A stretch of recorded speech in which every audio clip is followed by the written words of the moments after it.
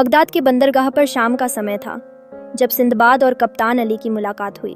उनके बीच की दोस्ती और साझा अनुभवों ने उनकी यात्रा की महत्ता को बढ़ा दिया। कप्तान ने नई व्यापारिक संभावनाओं की चर्चा की और सिंदबाद ने अपनी चौथी यात्रा की योजना में अपने विश्वसनीय साथी और सुरक्षा उपकरणों को शामिल किया। उसकी आंखों में साहस और संभावना की चमक थी, जिसने उसे इस कठिन यात्रा पर आगे बढ़ने के लिए प्रेरित किया। लेकिन समुद्र की गोद में जैसे जैसे उनका सफर आगे बढ़ा, एक भयानक तूफान ने उनकी पारिस्थितिकी को गड़बड़ कर दिया। मस्तूल टूटने और विशाल लहरों के बीच सिंदबाद का हृदय तेजी से धड़कने लगा। यह न केवल उसकी जिंदगियों का संघर्ष था, बल्कि वह अंततः अपनी मंजिल को तलाशने का प्रयास कर रहा था। आखिरकार समुद्र की लहरें उसे एक अज्ञात द्वीप पर फेंक देती हैं, जहां स्वागत करने वाले कोई संतोषप्रद नहीं थे।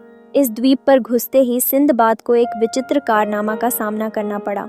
बंदरों का एक साम्राज्य था जो न केवल शोर करते थे, बल्कि जानबूझकर उसके खिलाफ व्यवस्थित तरीके से हमला करते थे। यह एक चुनौती थी जो उसका धैर्य और साहस परखती थी। इसी बीच जब वह एक गुफा में छिप जाता है, उसे समझ में आता है कि वह हीरे से भरी हुई है। गुफा के रहस्यों के साथ उसके सहन शक्ति की परीक्षा शुरू होती है। वह अपनी बुद्धिमत्ता से गुफा से बाहर निकलने की रणनीति बनाता है। रस्सी बनाकर पत्थरों के खतरे को भांपते हुए यह उसकी जीवन और मृत्यु के बीच की अदला बदली बन जाती है। बंदरों की चीखें और चोट के खौफ उसके मन में गहरी छाप छोड़ देते हैं।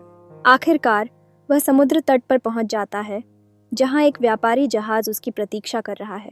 बगदाद लौटकर सिंदबाद ने अपने अनुभवों से मिली शिक्षा को साझा किया कि संकट और खतरे में हम कैसे सही निर्णय ले सकते हैं। उसने न सिर्फ धन कमाया, बल्कि अपने जीवन में एक नई दिशा भी प्राप्त की। उसके दिल में एक नया उद्देश्य था, जो उसे औरों के लिए दयालुता और हिम्मत के साथ जीने के लिए प्रेरित करता था। यह यात्रा उसके जीवन के सबसे रोमांचक मोड़ों में से एक थी।